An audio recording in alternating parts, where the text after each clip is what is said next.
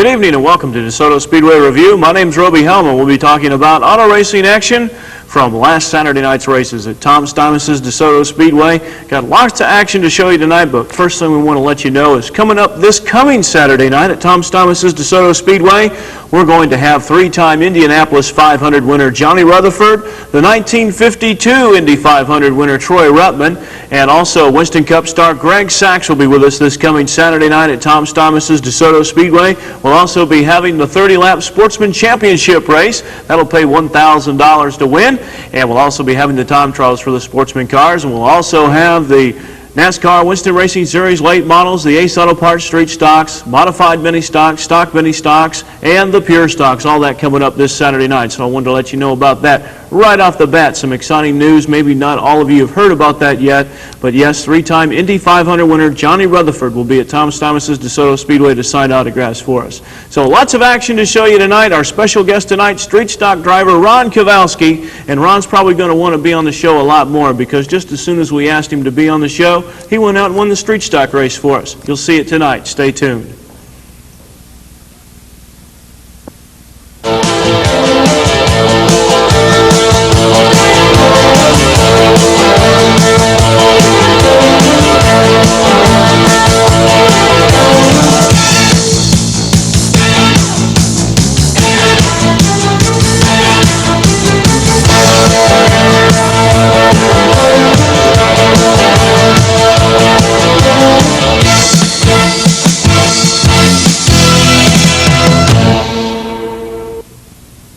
Good evening and welcome to Desoto Speedway Review. My name's Roby Helm and we're going to be talking about Saturday night's racing action at Tom Stomis's Desoto Speedway. A little bit later on in the program we'll be bringing on our special guest Ron Kowalski, who's one of the top street stock drivers out at the racetrack. We'll be talking to him and opening up the phone lines later on so you folks out there can ask him some questions about driving at Tom Stomis's Desoto Speedway. But before we got to the feature event Saturday night, as we always do every week, we had a very special intermission time as the truck pulls out at intermission and full of thousands of dollars worth of prizes. And we are ready to roll that videotape of the intermission Saturday night at Tom Stomis's Desoto Speedway. And there's a very special young man, and we hope you'll all say a prayer for this young man. That's Jamie Hicks, and he has terminal cancer, and he had a request that he made of Tom Stomis, and that was he would like to take a ride in a late model with his favorite driver, Junior Purcell. Junior gladly obliged, and Jamie Hicks, he really got a fun ride in that late model automobile, and he was on the telethon on Sunday and on Channel 8, and he's trying to raise money for All Children's Hospital. So we hope that you'll remember Jamie Hicks and in your prayers tonight. He reached in and drew a lucky number ticket. We were giving away 1 of 2 go-karts, and there's the lucky couple that had that winning ticket. And they got to make a choice between 1 of 2 go-karts. We had a Tom's Kids go-kart, and we also had a Dale Earnhardt replica go-kart, the GM Goodwrench number 3 go-kart. There you see that Dale Earnhardt go-kart, and next to it the Tom's Kids go-kart. And they chose the Tom's Kids go-kart Saturday night. There's the Tom's Kids Pure Stock. We're going to be giving away on June the 17th, those dollar raffle tickets, and we've got a lot of action to show you. So we're going to get right to it because we had action in the stock mini stocks, the ladies pure stocks. The Sportsman race was just great last Saturday night as they get set for that special 30-lap Sportsman Championship race, and they've got some special awards. They're going to be giving the fast time for time trials, and they'll also have a best appearing crew. We'll be telling you a little more about that later on. But let's go to the videotape and see what happened in racing action Saturday night at Tom Stymus' DeSoto Speedway. Here come the stock mini stocks lining up for their 20-lap feature event. And here they come. You never know what these starts are going to look like because the fast cars are in the back, the slow cars in the front, and here they come. 3 wide into turn 1. But wait a minute, a car that's not so slow on the front. Mike Cassidy out of Arcadia, the A1 mower of DeSoto Ford, jumped out into a quick lead. Bill Weldon driving the Sarasota Glass and Mirror Toyota. That was a car wheeled by Jamie Purcell last year. It moved up into that second spot. Clint Slaggy in third. Meanwhile, back in the pack, Rick Gainey in the black 48, Sonny Hughes. Tangle, they get a piece of John Ferguson Jr., who won last Saturday night. In car number 20, he spun and had to go to the back of the pack. So Gainey and Sonny Hughes in a hurry trying to get up to the front. There you see Sonny Gumby Hughes, the red, white, and blue Taylor and Fulton Dodge right behind Deb Taylor. There's Rick Gainey. He gets a piece of Dana Hatchett, who spins in front of him. Hatchett gets into Lance Class, and then Hatchett spins and hits the wall. And as you can see by that telltale trail of steam out of the automobile, that was all she wrote for Dana Hatchett last Saturday night. He rolls it down into the infield, and then we get set for the restart. Mike Cassidy still on the point. The number 8 car is in second spot, but he had a lap car between himself and Mike Cassidy. That's Bill Weldon in that purple and white Sarasota Glass and Mirror number 8 automobile. Goes to the outside of the lap traffic. John Allen in the 54 car trying to chase down the leader, Mike Cassidy. There you see Sonny Hughes has worked his way up into the third spot, but Mike Cassidy in car number 51 was able to hang on for the win with Bill Weldon in second and point leader Sonny Gumby Hughes in third. There's Mike Cassidy in the winner's circle after winning the stock mini feature event. Then we have the 8-lap ladies pure stocks out on the Speedway. Now these are gals that are not regular drivers at the Speedway, but by the looks of the way some of them are racing the last couple of weeks, they ought to be because these gals can stand on the gas. They dropped the green flag and went into turn 1. Melita Ballard in car number 52 said, "See ya." But Sue Cole's daughter, Luann Cole, in car number 57, a brand new automobile, trying to chase her down. First time she'd ever been in the car, dove into turn 3 and got a big push in the front of it. She lost several positions while she was gathering up the car. Crystal Walker go for the inside down the back straightaway, kept the inside line around 3 and 4, moved underneath Melita Ballard to take the lead for good. Crystal Walker in the 07 car looking for her second straight ladies pure stock feature race win. Been looking good in that Erfurt Gregg Motors Chevrolet car number 07. There you see the field coming down the back straightaway into turn number 3. Luann Cole and Sherry Roberts get together. Now Sherry Roberts, a very sportsmanlike thing there, gets out of the gas, gives Luann time to gather it back up, and then they both continued on their way. Here comes Crystal Walker in the 07 car, rounds turn 3 and 4. There you see the big lead she had over Melita Ballard. And Crystal Walker came home with the checkered flag Saturday night in ladies pure stock action at Tom Stymus' DeSoto Speedway. Now we get ready for this exciting Sportsman feature event. These guys have been looking good all season long, and they're getting ready for their big 30-lap feature event coming up this coming Saturday night. Pays $1,000 to win. They will be time trialing, and we've got $150 from Sarasota Glass and Mirror for the fast qualifier and $100 from Mid-State Uniform for the best appearing crew for the Sportsman cars coming up this Saturday night. So it's their big night. Steve Pontius battling with Don Morgan in the early stages of the event. Pontius on the outside, takes his first American Money Center Dodge to the outside, takes the lead away from Don Morgan. Morgan's the defending street stock champion at Lakeland Interstate Speedway in car number 19. And then it was Scott Wilson in car number 40, also moving around on the outside. Here comes Johnny Cassidy in car number 8, as he's been looking strong since moving into that car about 3 weeks ago. And there's Kendall Wilson in car number 9. Now the guy to watch, you can't even see him in the picture right now. Billy Tolksdorf in car number 56. There he is. He's just moved into 4th spot, but in the early stages of the race, he started in the back. He came out of nowhere.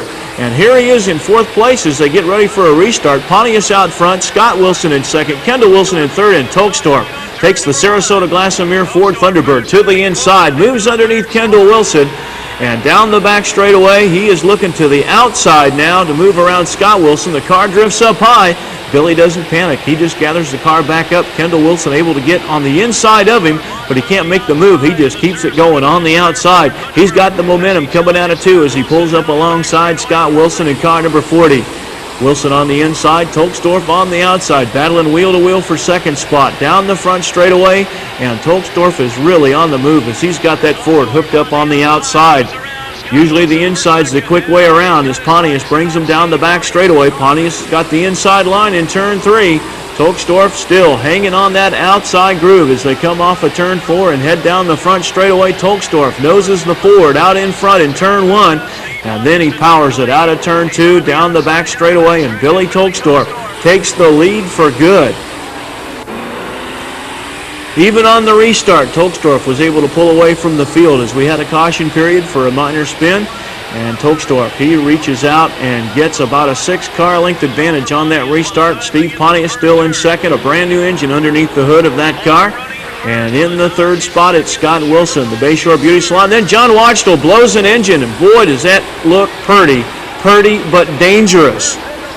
Fire underneath the car. Watchdell brings it to the infield. He knew where the fire truck was. He bails out of the car, and the fire department is right there on the scene to put the fire out in car number 48.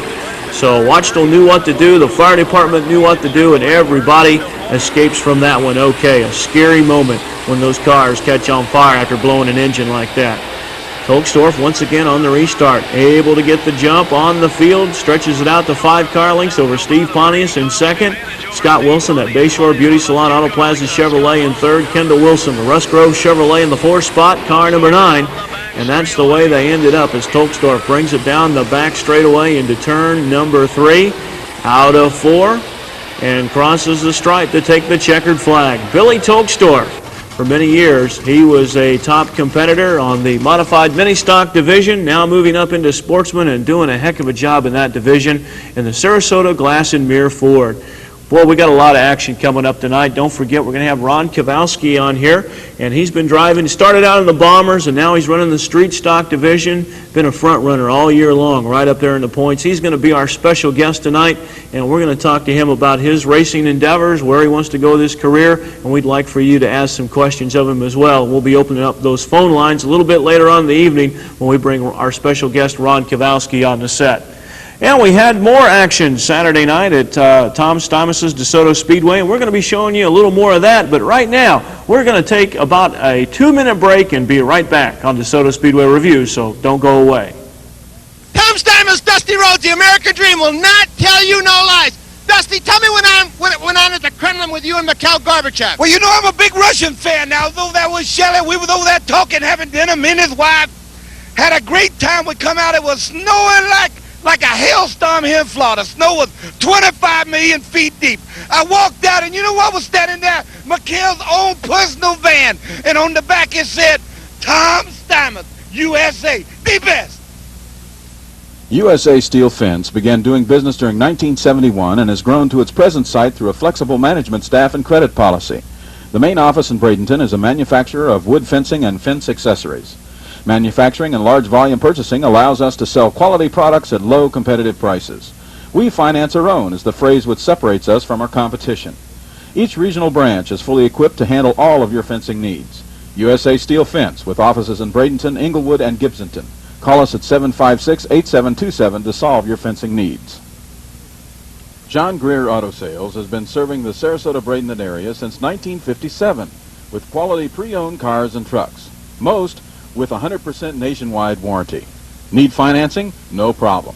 A financial program for everybody Down payment as low as $388 down, and payments as low as $99 a month. Come down and see us, where you're number one. John Greer Auto Sales, 5415 Old 301 in Bradenton. Call us at 755-6203. And welcome back to DeSoto Speedway Review. My name is Roby Helm, and we're talking about NASCAR stock car racing action last Saturday night at Tom Stuyvesant's DeSoto Speedway in Bradenton. And if you couldn't make it out to the races last Saturday night, you missed a good show, but we're going to be bringing you some more of those highlights tonight so you can see what you missed, but make your plans to be there this Saturday night at Tom Stuyvesant's DeSoto Speedway, as we'll be having three very special guests with us. We'll have three-time Indianapolis 500 champion Johnny Rutherford from Fort Worth, Texas. He'll be in to sign autographs and meet you fans, as will the 1952 winner of the Indianapolis 500, Troy Ruttman, who now lives in Venice.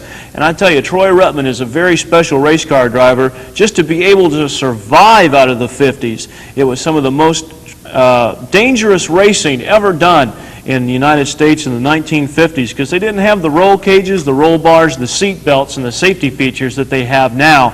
So Troy Ruttman, just able to survive that era of racing, a very special individual, and he is also the youngest driver ever to win the Indianapolis 500. He won the race when he was 22 years old, about Ron Snyder's age, I guess. And when he was 19 years old, he drove his first Indianapolis 500 armed with a fake ID in 1949 at the age of 19. So Troy Ruttman will be there to tell a lot of old racing stories for you race fans Saturday night. We'll also have Winston Cup driver Greg Sachs from Manitowoc, New York on hand. Greg was one of the top modified drivers in the country for a number of years, moved up to the Winston Cup ranks, and he won the 1985 Firecracker 400 at Daytona, and everybody went, Greg who? But right now he's a regular on the Winston Cup circuit. He'll be at Tom Stuyvesant's DeSoto Speedway this Saturday night to drive the Tom's Kid Chevrolet in NASCAR Winston Racing Series late model action. Speaking of those late models, we got the videotape coming up next of Saturday night's 40-lap Winston Racing Series late model feature, and a wild one it was. It was wild in the bullpen, wild on the racetrack for several people, and if we can roll that videotape, we'll show you those highlights. And a driver started up front that a lot of people may have recognized, Keith Alexis in car number 6, a new ride for him. He had been riding the number 25 Buick automobile, but hadn't been that competitive with the car. We had trouble as the green flag dropped. John Powers, who won the week before, spun in turn 1, took Rusty Hillman with him in car number 73. Powers was out for the evening, but Hillman was able to continue. Then on the restart again, it was Alexic in car number 6. Now, the car he had been driving wasn't really that competitive. Wasn't able to last. It'd go about 2 or 3 laps and he'd be done for the night. But this number 6 car, he took it straight to the front and began to pull away from the field. Everybody started wondering, how come? Well, there you see 3 wide racing for second. Richard Hines, he was right up there in the thick of things for half a lap anyway. He's out of it in car number 5. And Dean Varnador in car number 11 takes second spot. He's trying to catch Alexis in car number 6, but can't quite close the door. There you see a bunch of cars behind him. We had 24 late models take the green flag Saturday night, trying to work their way through the pack. There you see Mike Bailey in the 77 car. John Egan's had a fantastic run in the Cato's Furniture Ford Thunderbird, car number 4, but he ran into problems, and we'll be showing you that later on. Car number 60, Leonard Chesser, blows an engine in turn 1, takes it into the infield. Amongst all that smoke, that's a former Rusty Wallace automobile. And Leonard Chesser blew the engine, and then right after that, Ron Schuler, as they just got the mess cleaned up and were working on the speedy drive, Ron Schuler blew an engine in the same place. So they were tiptoeing through turns 1 and 2 on the restart through all that speedy drive. Alexis still on the point with Varnador in the second spot, and there's the battle for third. Mike Bailey, the 77 car. John Egan's car number 4, its best run of the year. He was looking strong in that car, won a heat race early in the evening. There's Mickey Wright in the number 2 Hessler Carpets car right behind him. And coming up through the pack is Junior Purcell in car number 1, the Tom's Kid Chevrolet, and Edward Howell in car number 96, the Benny Albritton Grove Service Chevrolet. There's John Egan's on the outside, moving around Bailey for the third spot. He's trying to bring the number 2 car with him. There's your leaders coming down the backstretch. Keith Alexis in car number 6. Dean Varnador in second spot, car number 11. There's the battle down the back straightaway. Back in the pack, there's Junior Purcell getting around Mike Bailey. Edward Howell, the 96 car, trying to pick his way through traffic. And Eddie King in car number 74. A chain reaction in turn 1. King hits the back of Howell. Howell spins to the infield and has to go all the way to the back of the pack. I promise you, he won't be there long. Edward Howe putting on one whale of a show Saturday night for the race fans. He's the current NASCAR and Speedway point leader in the Winston Racing Series late model divisions, and he is on his way to the front. There you see him blasting around Rusty Hillman in car number 73. Who says Edward Howell never goes to the outside? Look at him work his way through traffic.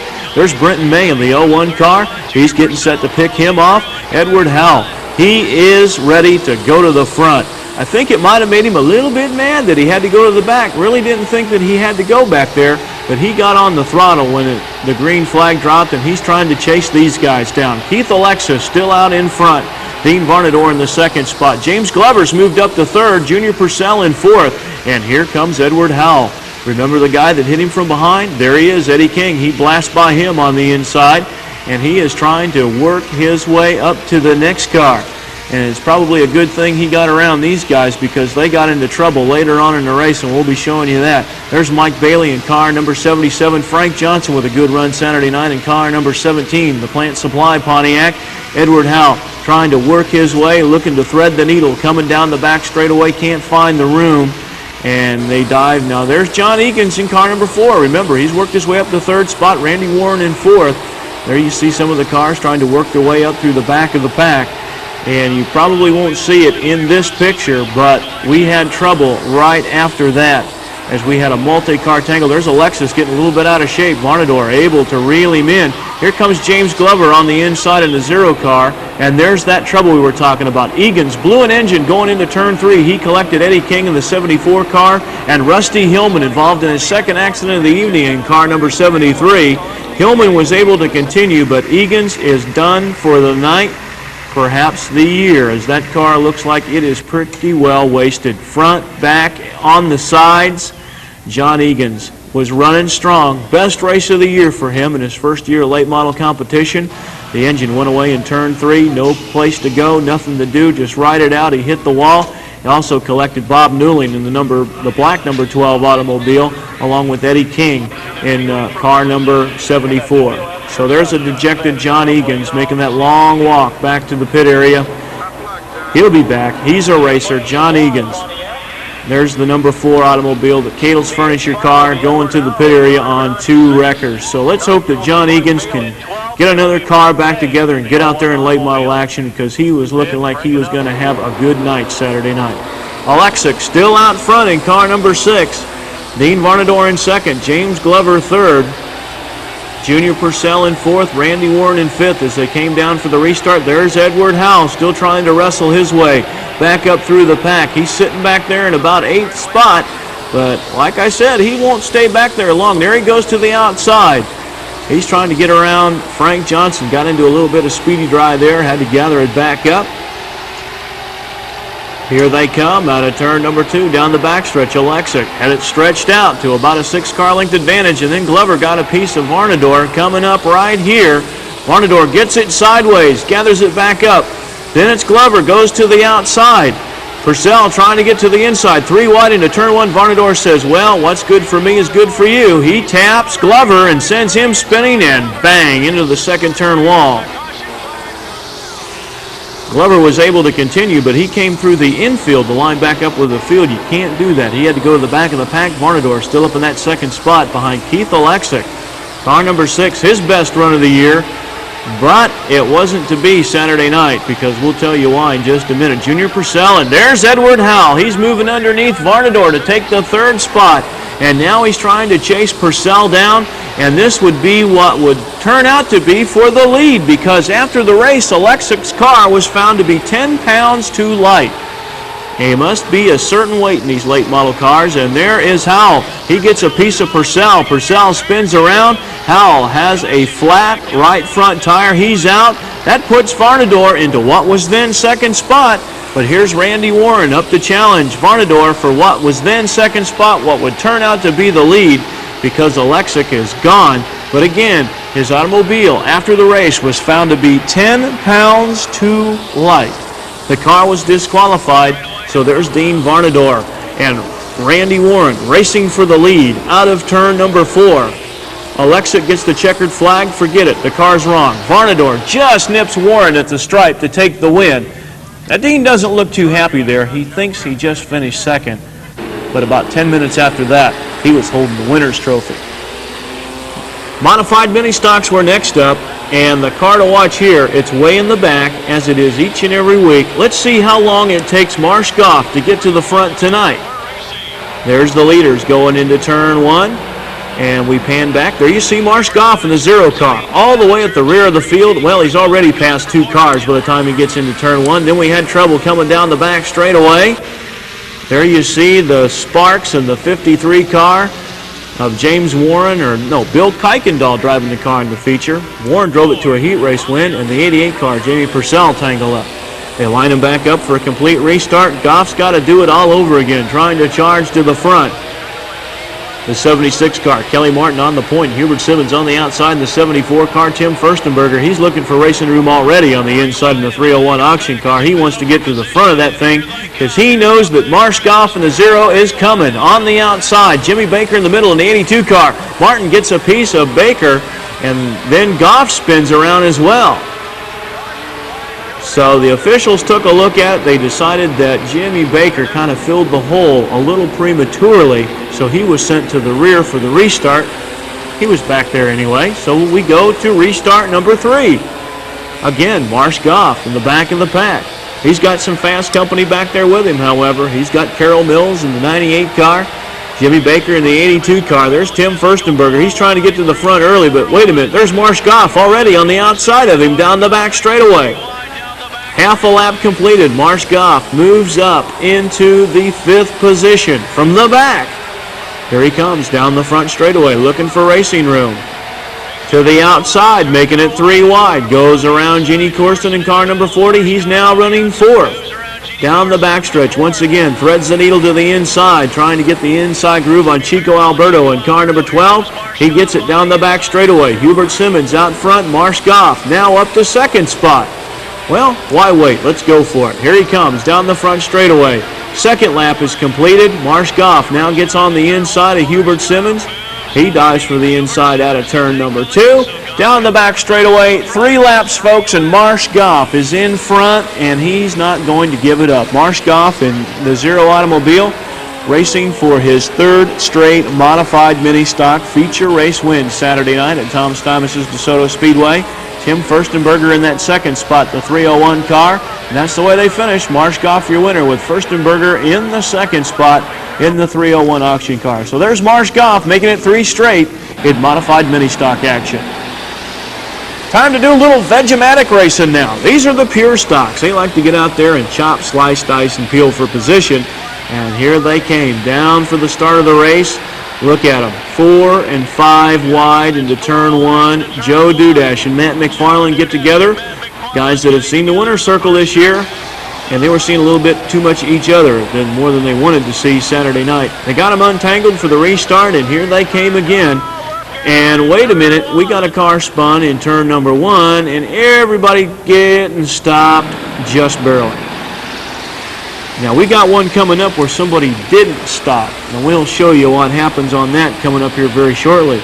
Chris Bond on the pole position is 04 automobile as they take the green flag once again. Donnie Slack in car number 5 working that inside groove, trying to get to the front. Here he comes out of turn 2, gets underneath Bond, and Donnie Slack gets the point down the backstretch. There's Chris Atkins, the number 21 car. Bond takes him up high in turn number 3.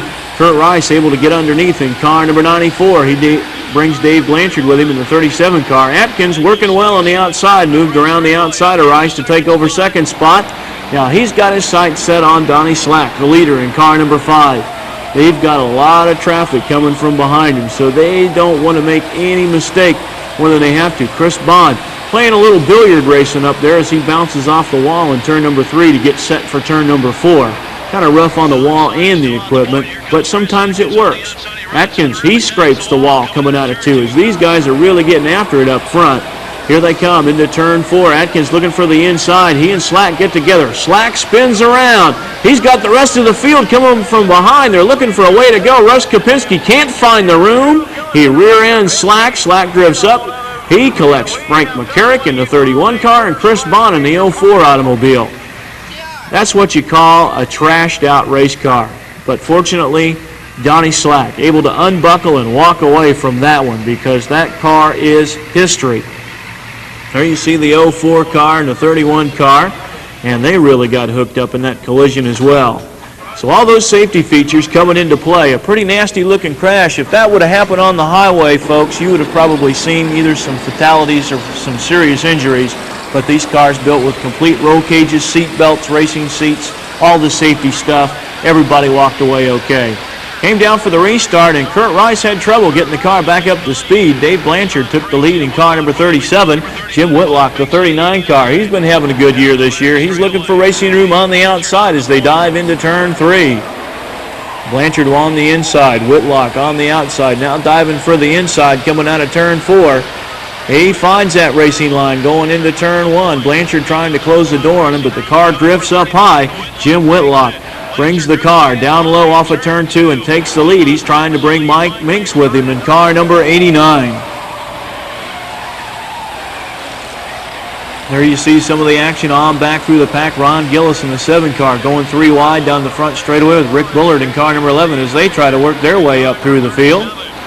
Meanwhile, back up front, it's Jim Whitlock out in front. Mike Minks in the 2nd spot. Larry Ballard 3rd in the B52 car.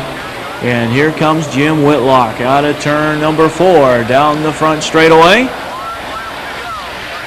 And the white flag coming out, 1 lap to go. Mike Minks trying to reel him in. He's got a lap to do it. Looks like he might come out of time, but Minks driving probably one of the fastest laps he's ever driven at Tom Stuyvesant's DeSoto Speedway. Cut that disadvantage in half. If he had had another lap, Minks might have been able to pull this one off. But Jim Whitlock in car number 39, the J&L Unlimited Chevrolet, takes the checkered flag with Mike Minks in the 2nd spot. There's Jim Whitlock, familiar piece of real estate for him, the Pepsi-Cola Winner's Circle. And we're back on DeSoto Speedway Review. My name is Roby Helm. We're going to be talking about auto racing here on DeSoto Speedway Review from Saturday night's NASCAR racing action at Tom Stuyvesant's DeSoto Speedway. We've got a lot more coming up tonight. We still got the Ace Auto Parts Street Stock feature event coming up, and our special guest, Ron Kowalski, will be on the set with us, and he'll be talking about his racing career, street stock racing at Tom Stuyvesant's DeSoto Speedway. Might even be able to give some of you folks that may want to go racing at Tom Stuyvesant's DeSoto Speedway some pointers on how to get involved in the sport. So stay tuned. We'll have all that and more coming up right after these messages. Hi, I'm Rusty Wallace, Honorary Chairman of the Tom's Kids Foundation for Abused Women and Their Children. I drive under hazardous conditions every time I race, but you know there are women and their children who face more danger in this community than I do in the race car. 1 in 6 marital households may be involved in domestic violence. In half of these households, children are also being abused. Give today to the Tom's Kids Foundation and help make sure that abused women and their children have a place to go and a chance for a new start. John Greer Auto Sales has been serving the Sarasota-Bradenton area since 1957 with quality pre-owned cars and trucks, most with 100% nationwide warranty. Need financing? No problem. A financial program for everybody. Down payment as low as $388 down and payments as low as $99 a month. Come down and see us where you're number 1. John Greer Auto Sales, 5415 Old 301 in Bradenton. Call us at 755-6203. USA Steel Fence began doing business during 1971 and has grown to its present site through a flexible management staff and credit policy. The main office in Bradenton is a manufacturer of wood fencing and fence accessories. Manufacturing and large volume purchasing allows us to sell quality products at low competitive prices. We finance our own is the phrase which separates us from our competition. Each regional branch is fully equipped to handle all of your fencing needs. USA Steel Fence with offices in Bradenton, Inglewood, and Gibsonton. Call us at 756-8727 to solve your fencing needs. Welcome back to DeSoto Speedway Review. My name's Roby Helm, and we've been talking about auto racing here on a Monday night here in Bradenton, Florida. And again, on Saturday night, the racing action is at Tom Stuyvesant's DeSoto Speedway, located 8 miles east of I-75 on State Road 64. And this Saturday night, we'll have 3-time Indy 500 winner Johnny Rutherford with us, along with the 1952 Indy winner Troy Ruttman, and Winston Cup star Greg Sachs will be with us. That's this Saturday night at Tom Stuyvesant's DeSoto Speedway, along with that 30-lap Sportsman Championship race paying $1,000 to win. But right now we have Ron Kowalski with us, who's one of our street stock drivers at Tom Stuyvesant's DeSoto Speedway. And Ron, you had a pretty good night Saturday night. Yeah, it's about time. It's been a while since we've been in the winter circle. Well, I tell you, it's a very competitive class this year. I mean, you've got some guys that are really putting on a good show this year. A lot of, I've been away from the track for a couple of years. I know that I guess we could say you're one of the old timers because you've been there for a few years, but a lot of new guys coming up. Yeah, they're giving us quite a bit of competition this year. I can say it's a lot tougher than it has been in the past. Makes you work a little bit harder, huh? Oh, yeah. Speaking of working a little bit harder, we got some videotape that we shot of Ron before the race, and we've got that feature race coming up. So, Ron, if you could, we'll put this videotape up, and you can kind of tell us what goes on, what the kind of things that you do when you get to the racetrack. Now, there you are arriving, okay? That must be your crew chief. Yeah. Well, my girlfriend Sandy, we had to jack up the trailer a little bit, get the car off. Now, do you have an opportunity before you get to the racetrack to really start the car up and run it a little bit? I know you can't drive it around the neighborhood, but, I mean, you get an idea of what it's going to run or how it's going to run? Basically, all we can do in the shop is just set the timing and stuff like that. Yeah. Ron, you should have worked on the compressor motor a little more. It looks like you had a little trouble starting it then. Yeah, the rope pulled out of the generator. Now, you're taking the hood off the car. Now, you've worked on the car all week at the shop. Why do you need to take the hood off for it? Well, because we've had things like spark plug wires fall off and ignition wires coming off. What are you doing here, Ron? The fender was sticking out a little too far, so we had to do a little sheet metal work back there and tie it back in so nobody would rip it off for me. Yeah. Do you have any kind of a checklist that you go through before you go out to practice as far as checking things like plug wires and that sort of thing? Basically, the plug wires, fluid levels, tire pressure, things like that. Well, here's the start of the Ace Auto Parts Street Stock Feature event. Now, you started way in the back, and Wallace Ramsey jumped out to a quick lead. Now, when the race starts, Ron, with all of those cars going every which way, you can see them there going 5 wide down the back stretch. You're down on the inside. Looks like you're charging pretty hard. Now, is that what you try to do, is try to get as many positions as you can at the start of the race, or do you kind of lay back sometimes and see what happens?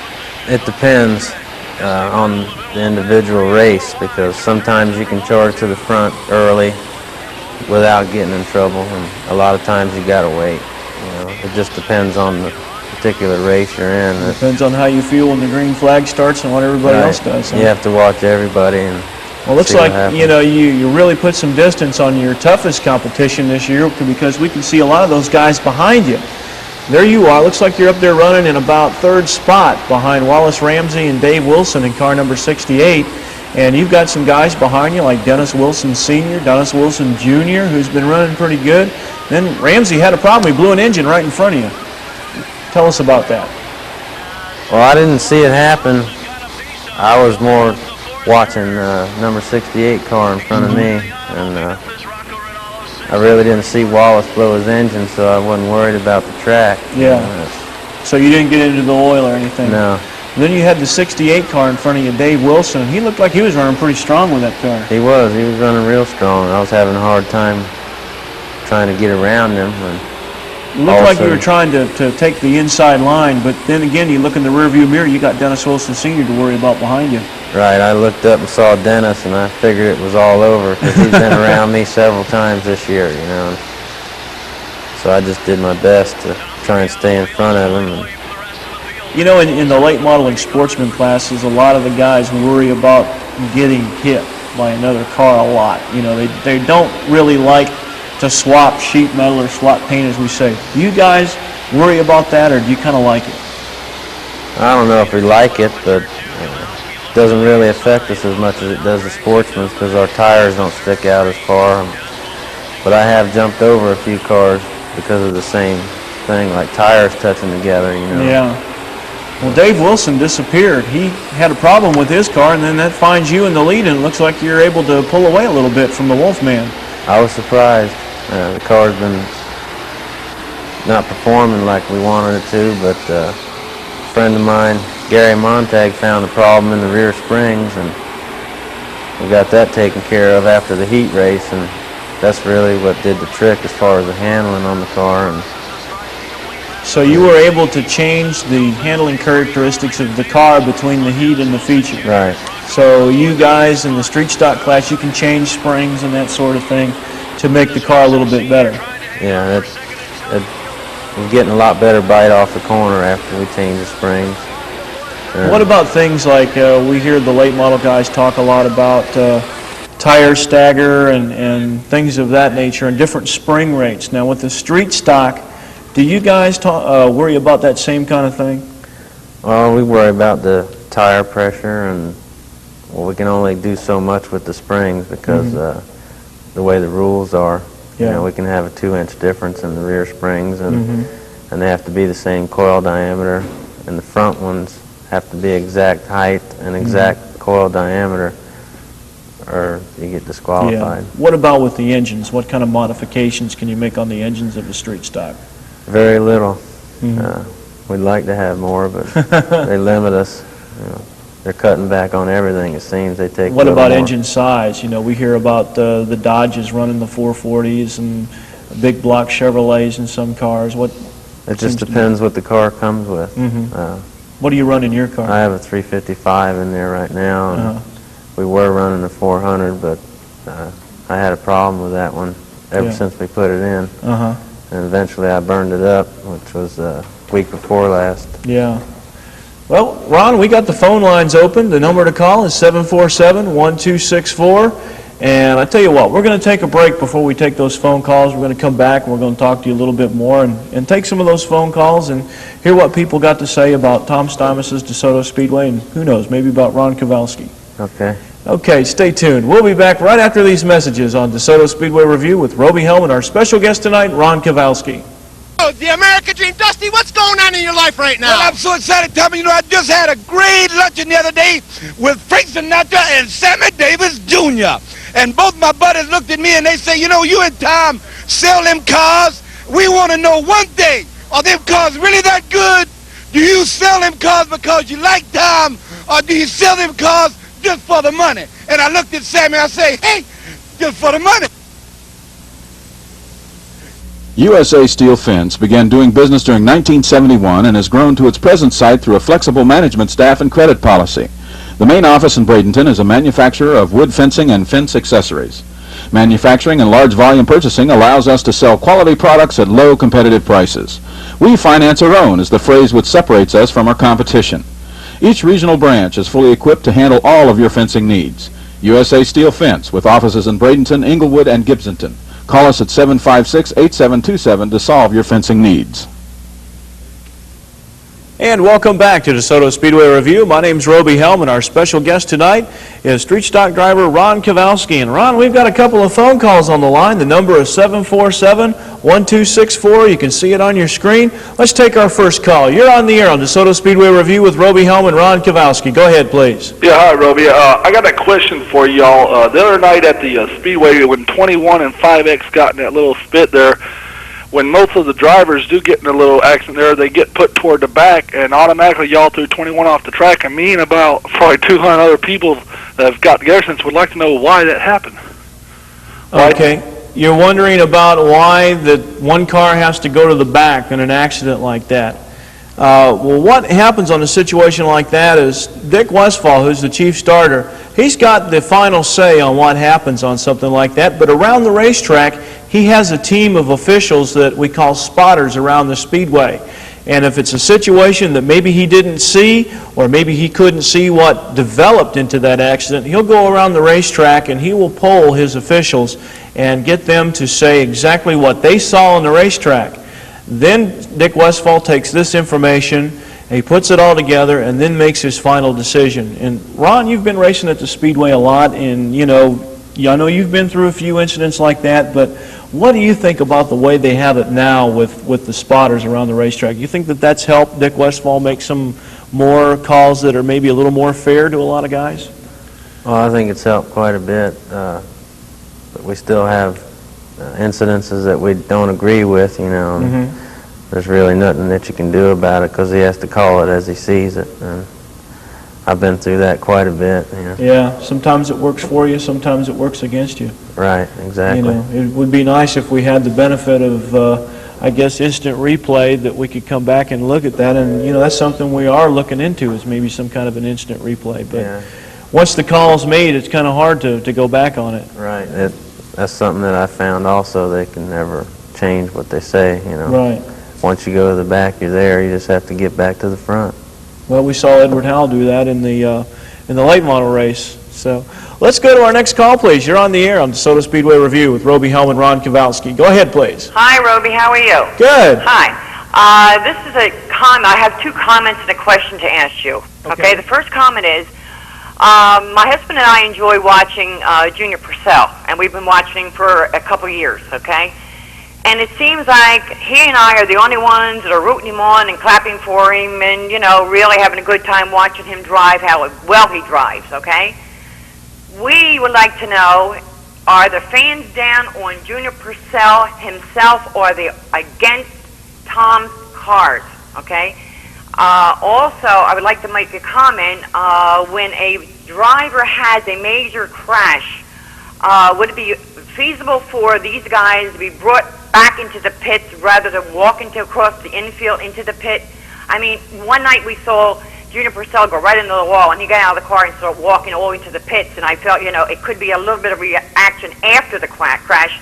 That some of these guys are very macho, we understand that, but sometimes, you know, when they have a major crash, it's like a reaction after the effect, okay? Also, I'd like to say that my husband and I were sitting way up in the, you know, up top of the stands, and we were watching kids pull up those posts, and they had those ropes around each other's neck, around each other's body, and I feel that they should have supervision at all times down there with those kids. There's kids in there that are over 12 years old. We've seen them.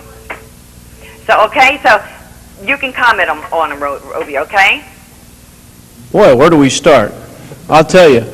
Talking about Junior Purcell and driving for Tom Steimus, I think that a lot of people have seen Junior race through the years. Now, Junior has been a controversial driver even before he started driving for Tom. I've been watching Junior race in this area since 1981, and it seems like whenever there's something going on, Junior's in the middle of it. He's an aggressive race car driver. He's got one thing in mind, and that's go to the front. And you've got a controversial driver driving for a controversial car owner in Tom Steimus, because now let's face it, Tom Steimus owns the Speedway. He's got the late models out there, so that sometimes will create some problems. But I think that Junior Purcell is trying to do his best under the circumstances involved. He's trying to do good for Tom, he's trying to do good for the racetrack, and he's trying to do good for himself. And he wants to do well. He wants to make fans. Every race car driver would like to have fans. And Ron, you're a race car driver, and I know you're the same way. Yeah. You can't really do it without fans. It'd be kind of hard to go out there if nobody was rooting for you. Right. And let's see, on the second question, on drivers maybe getting a ride back to the pit area after a crash or something of that nature, the first thing that happens when a car crashes into the wall at Tom Steimus' DeSoto Speedway, the safety crew checks them out. They make sure that they're okay. They make sure that they can move their fingers, their hands, their arms. They go through the whole bit. And Ron, you can probably attest to that. You've probably been into a few scrapes where that's those safety crew guys, they're right there with you. Oh yeah, they check you out thoroughly, put you in the ambulance for a few minutes and go through the whole 9 yards and make sure everything's all right, and tell you if you have any problems down the road to get checked out at a hospital. But one thing that the lady mentioned was the key word, and that's ego. You know, you're a race car driver, I've been a race car driver. If there's any absolute way that we can get out of that race car on our own and walk to the pit area, we want to do it, just to show everybody that we're okay. You want to be by yourself for a few minutes, you know. You don't want anybody to bother you. That's kind of a good way to get cooled off, because if there was somebody that put you in the wall, it gives you a little opportunity to cool down a little bit. Now, if you drove straight into the pit area, I think things might be a little different than they would have been if you had had some time to think about it, walking to the pits. Got another phone call on the line. Let's take that call. Go ahead. You're on the air on DeSoto Speedway Review. Yes, I'd like to direct this question to Mr. Ron Kowalski. I understand through the grapevine he has a secret weapon in the wings. Is that true or not? A new automobile or something? Well, if he's got a secret weapon, I'm sure that it's at Gary Montag's MRE Racing Enterprises garage as we speak. Oh, a secret weapon in the making? Yeah. Is that what he said? Yeah. Oh yeah, it's being made right now.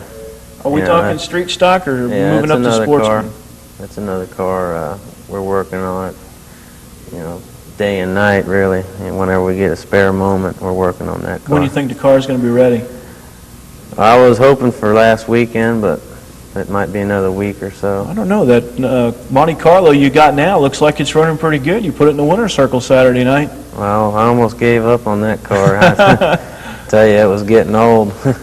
So, not to let the cat out of the bag, what are you bringing out? It's another Monte Carlo. Another Monte Carlo. Hopefully it'll be better than the one I'm driving now. Now, in the street stock class, we've got a real wide variety of cars. We've got the Chevy Novas, the Pontiac Venturas, and you've got the Chevy Monte Carlo. We got the Dodges. We got Johnny Shields with the Dodge Challenger, and Dennis Wilson Sr. with the Dodge Charger. So it looks like there's a lot of variety. We've got some Fords in there. Val Wallen's got a pretty quick Ford out there. There's quite a few cars that are lighter than ours. The one I'm running now is about 400 pounds heavier than everybody else. Mm-hmm. We're hoping that we'll be down around their weight limit, you know, when we get done with it. Just have to see what happens. Okay, well, we'll be looking for that. Let's take our next phone call. You're on the air with Roby Helm and Ron Kowalski. Yeah, Roby, I was one of the first callers. You misunderstood my question. The question I had asked you was when 21 and 5X got in their little accident, most of the time you send the drivers back to the back of the pack when it happens. But when that happened, y'all disqualified and blackballed 21 for doing no more than, as you said, Junior Purcell has done. But yet, earlier when the late model happened, y'all had put Junior Purcell back, but you didn't throw him off the track for the same thing. And I just like to know y'all's comment, because there's no different in the race. And, you know, I mean, I just didn't understand why he done it. And, you know, I was there with a few others after the races, and we never, you know, I don't know what turned out from it, but I do know, you know, I couldn't understand why y'all take one driver and put him off the track, but not another for the same type of driving. Well, I can't answer for Dick Westfall, but I do know a little bit about the situation surrounding those circumstances that you're talking about, why maybe one driver only goes to the back and another driver is asked to leave the racetrack. If you noticed on Saturday night that was a pretty serious accident that the 21 was involved in the beginning of. Now, whether he was the actual cause of it or not, that's a judgment call that needs to be made by the flagman or by the spotters on the racetrack. But they had judged that the 21 car was the one that had caused that accident, which was a pretty major accident. You can see by the damage on that car, it ruined Donnie Slack's race car.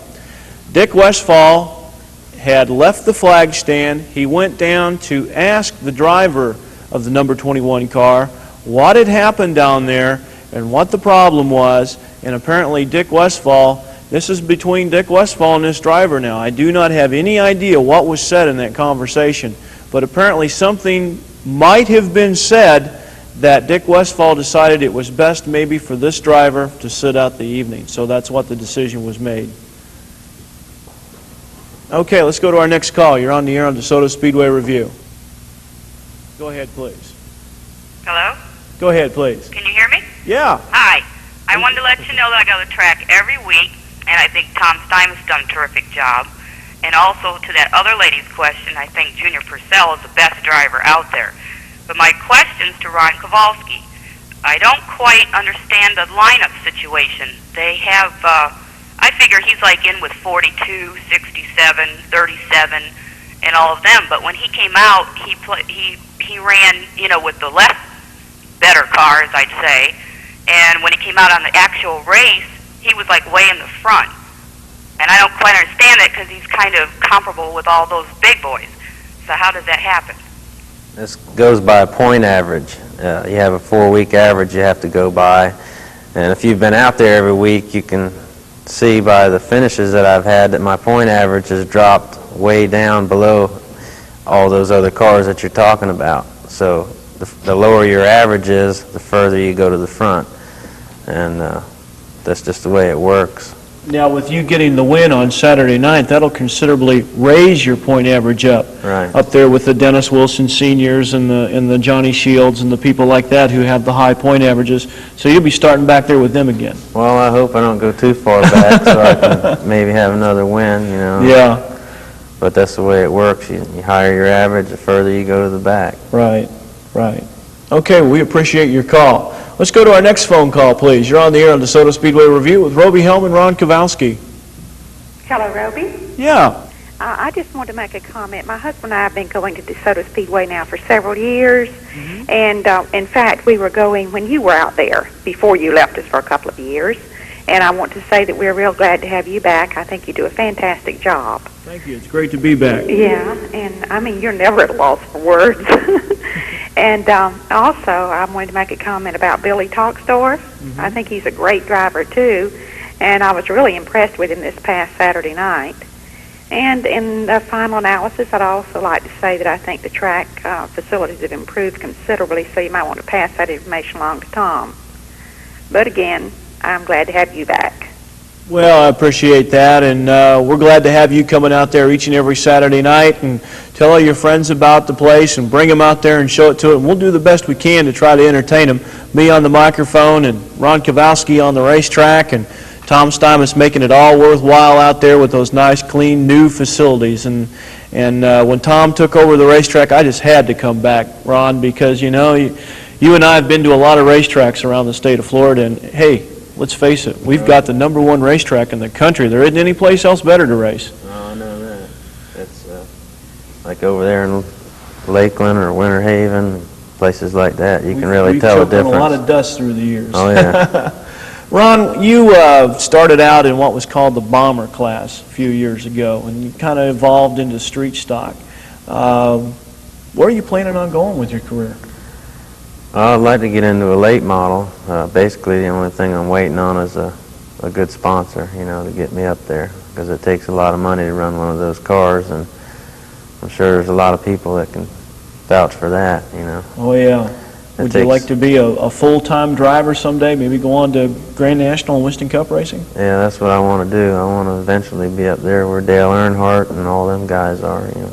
Well, all you got to do is keep your foot in it and keep turning left and coming up with those victories like you did Saturday night, and it'll come, I'll tell you. I've been watching you run for a lot of years, and you've always been a front runner. Even when you first started out, Ron Kowalski was running up towards the front, and I think that maybe you need Gary Montag to talk about building you a Sportsman car. Well, he's got one built, but I don't know if I want to go into that class. There's a lot of money involved in that one, and from what I've heard from people that drive a Sportsman, they've had to learn all over again in the late model. So I figure instead of learning a Sportsman, I'll go ahead and learn in a late model. There you go. Yeah. We got some more phone calls, Ron. Why don't we go ahead and take those? Go ahead. You're on the air. Hello, Roby? Yeah. Hey, listen, I wanted to ask you one question. I want to thank Ron on something. How come they don't let the kids go down and get pictures taken anymore with the cars? Well, because of the positioning of the gate where it's at, it'd be kind of time-consuming when we have as many as 7, 8 features during the evening to open the gate up, let all the kids come down, get the pictures taken, then go back up. You know, we're pushed for time enough as it is anyway, running as many races as we are, and a lot of people, you know, they like coming to the races, but they don't like sitting out there 1:30, 2 o'clock in the morning. I know that I don't, and I know that Ron's got a lot of things he likes to do after the races and go out and get something to eat after the races and that sort of thing. So, you know, we're trying to push the show on as much as we could. There's a lot of things I wish we could still do, but unfortunately time just doesn't permit them. So, but we appreciate your call on that, and, you know, we try to have the photo sessions with the drivers in each class at least once a month. So be looking for those to come up, and we can get you a picture taken with your favorite driver. Let's go to our next phone call, please. You're on the air on DeSoto Speedway Review with Roby Helm and Ron Kowalski. Yeah, Roby, how you doing? Good. Okay, in respect to that accident with the 21 car and the pure stock, you know, I'd like to say that I really didn't see it all happening, but I would like to comment on Donnie Slack. He was, you know, spun out, his engine stalled from what I gathered, and rather than coasting down the bottom of the track, he had to hit the brakes in order to keep the front-running cars from hitting him or, you know, spinning out themselves. So I'd really like to thank Donnie Slack and risking his own neck and taking that hard shot rather than getting away the other racers. Well, we appreciate your call. I tell you, in a situation like that, it's a tough thing, you know, when you spin in front of the field where you should go and what you should do. So a lot of times, you know, you just got to rely on your reflexes. Let's go to our next call, please. You're on the air on DeSoto Speedway Review with Roby Helm and Ron Kowalski. Go ahead, please. Yeah, how you doing, Roby? Good. I'd like to say Tom Stimus has a wonderful facility out there. And I was also wondering what happened to that late model car that got raffled off a few weeks ago. It went up in smoke on the second lap during the caution last Saturday night. Ron Schuler out of Cape Coral won the car, and he brought it out to the speedway, and he was just trying to get it dialed in and everything, and the engine let go under the caution Saturday night. So that was the black number 20 car that you've been seeing out there the last couple of minutes. Got about a minute left in the program, Ron, so let's see if we can squeeze in another phone call here. Go ahead, you're on the air on DeSoto Speedway Review. Yeah, I heard the owner of the track can't own a race car out there. Is that true? No, that is not true, because the owner of the racetrack does own a race car out there, and Tom Stimus is not a guy that is just doing this. Now, there's a lot of other racetracks in the country and a lot of good racetracks in the country where promoters do own race cars. Bud Lunsford at Lanier Raceway in Georgia, his daughter is driving a late model race car. And we also have some cases of up in Hagerstown, Maryland, Frank Pleasanger's son. He drives a late model, and Frank owns that car. So there's a lot of cases where track owners do own race cars at their own speedways. So this is something that's not unusual. So well, we appreciate everybody calling in tonight to DeSoto Speedway Review. And Ron Kowalski, thank you for taking time out to come and visit with us tonight, and we appreciate having you on the show, and good luck to you the rest of the season. Thanks for having me. It's been a pleasure. Don't forget, coming up this Saturday night, three-time Indy 500 winner Johnny Rutherford, the 1952 Indy winner Troy Ruttman, and Winston Cup star Greg Sachs will be at Tom Stimus' DeSoto Speedway along with the 30-lap Sportsman Championship race.